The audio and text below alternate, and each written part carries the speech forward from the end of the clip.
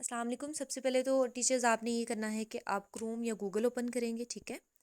यहाँ पे आप टाइप करेंगे AIS। आपके पास पहली वेबसाइट आ जाएगी APMS.pk। ये हमारे पास इंफॉर्मेशन सिस्टम है। नीचे हमारे पास स्टूडेंट पोर्टल है। स्टूडेंट पोर्टल से अभी फ़िलहाल हमारा कोई वास्ता नहीं है बच्चों के लिए वैसे भी, तो हम इसी पे क्लिक करेंगे APMS पे। इसको आप क्रॉस कर दें।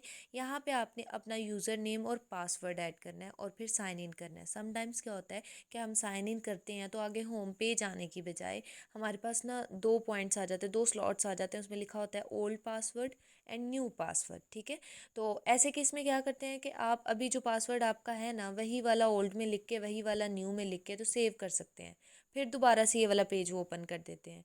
या फिर अगर आपने पासवर्ड चेंज करना है तो भी आप ये वाला काम कर सकते हो, ठीक है। अगर वो वैसा पेज आता है तो आप पुराना पासवर्ड लिखो और फिर न्यू पासवर्ड जो रखना चाहते हो वो लिखो, लेकिन न्यू पासवर्ड याद रखिएगा, ठीक है। तो ये इतना कोई खिचड़ी नहीं है जो मैं आपको बता रही हूँ। सिंपली आप क्या करें, यूज़र नेम और पासवर्ड अभी फ़िलहाल के लिए ऐड करें, ठीक है। मैं आपको ऐड करके तो देन दिखाती हूँ फर्दर।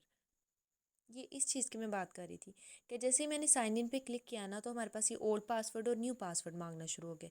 तो आप क्या करेंगे, पुराना ही पासवर्ड जो हमें आता है ना वही वाला सेम आप इस पे लिख सकते हैं, ठीक है। इसी तरह न्यू पासवर्ड भी लिख सकते हैं। और आप चाहे तो पासवर्ड चेंज कर सकते हैं, ठीक है। जैसे मैं इसको चेंज करूँगी ना, सेव करूँगी, तो दोबारा से प्रीवियस पेज जो अभी मैंने आपको दिखाया था ना वो डिस्प्ले हो जाएगा कि अगर आपने चेंज कर लिया तो अब ठीक है, अब लगा के दिखाओ, ठीक है। मैं इसको चेंज करती हूँ। ये जैसे मैंने अपडेट किया है तो दोबारा से देखें यही वाला पेज ओपन हो गया। इसको क्रॉस करेंगे। अगेन मैं यहाँ पे अपना यूज़र नेम और पासवर्ड एंटर करूँगी। अब देखें, अब ये साइन इन हो गया। साइन इन होकर ये होम पेज आ गया हमारे पास, ठीक है। ये आपके पास आ रही है ओरिएंटेशन वगैरह की ऐड, इसको क्रॉस कर दें। ये है आपका होम पेज। अब इसमें आपने क्या करना है, आपने ये जो थ्री लाइंस दिख रही हैं इन पे क्लिक करना है। देन हमारे पास आ जाएगा यहाँ पे एग्ज़ाम्स, ठीक है। एग्ज़ाम्स पे क्लिक करेंगे। अभी हमने जो मार्क्स एंटर करने हैं वो करने हैं 9th-10th क्लास के, तो इसलिए मार्क्स एंट्री 9 to 12 वाले पे क्लिक करेंगे। यहाँ पे आप सिलेक्ट कर लेंगे क्लास, ठीक है। अभी फ़िलहाल मैं 10th की ही सिलेक्ट कर रही हूँ। देन आप लिखेंगे सेक्शन, चूज़ कर लेंगे। एग्ज़ाम टाइप क्या है, फ़िलहाल असेसमेंट है। अगर टर्म पेपर होता तो हम टर्म पे क्लिक करते हैं।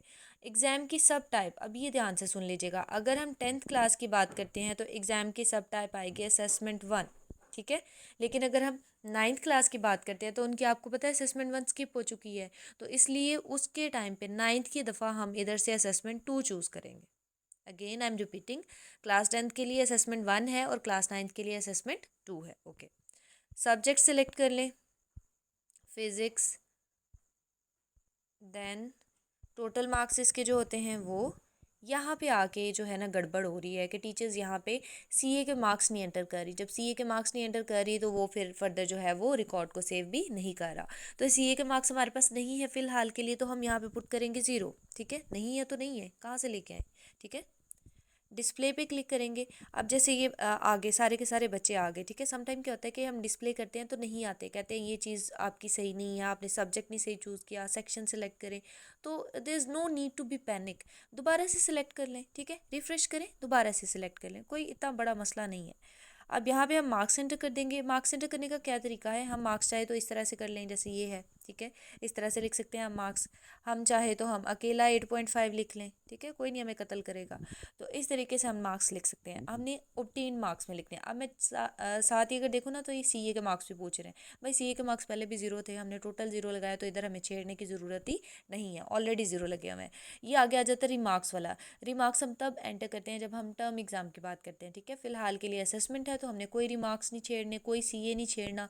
बस हमने जो डाटा ऐड करना है वो ऑब्टेन मार्क्स का सारे बच्चों का ऐड कर देना है। जैसे ही हम ऐड कर देंगे देन फर्दर नीचे है ऐड रिकॉर्ड, इस पर क्लिक करेंगे, ठीक है। मैं ये डाटा एंटर करके देन आपके साथ ऐड रिकॉर्ड शेयर करती हूँ। अब चूंकि मैं ऐसी चीज़ें यूज़र नेम पासवर्ड और मार्क्स वगैरह सबको तो नहीं ना बता सकती, तो इस वजह से मैं इस टाइम पे इसको थोड़ा सा पास कर लेती हूँ। जैसे ही हो जाता है फिर उसके बाद मैं आपको फर्दर डाटा रिकॉर्ड दिखा देती हूँ। क्लिक किया तो यहाँ पे आ गया 21 रिकॉर्ड सेव्ड सक्सेसफुली। जितने भी स्टूडेंट्स हैं वो सक्सेसफुली सेव हो जाएगा। जैसे ही ग्रीन टैग आ गया, मतलब कि ग्रीन फ्लैग आ गया, तो आपने समझ जाना है कि आपके मार्क्स एंटर हो चुके हैं। समटाइम्स क्या होता है, रेड सा नोटिफिकेशन आ जाता है जिसमें वो कहते हैं कि आपने कुछ ना कुछ गड़बड़ कर दी है, तो फिर उस गड़बड़ को नोटिस करिएगा, इंशाल्लाह ठीक हो जाएगी। अगर जो चीज़ें मैंने आपको बताई हैं उनको फॉलो करेंगे तो आई होप कि कोई गड़बड़ होगी नहीं। इन केस समटाइम्स ऐसा इशू हो जाता है कि जैसे मैंने आपको बताया ना, मार्क्स एंटर करें, जैसे 9.5 है तो सीधे सीधे 9.5 लिखते हैं, कहीं पे 10 है तो 10 लिखते हैं। समटाइम टीचर्स क्या कर देती हैं, एक जगह 9.5 लिखेंगी, दूसरी जगह जाके 10.00 लिख देंगी, यानी 10 लिखने के बजाय 10.00, या फिर 9.5 लिखने के बजाय 09.50।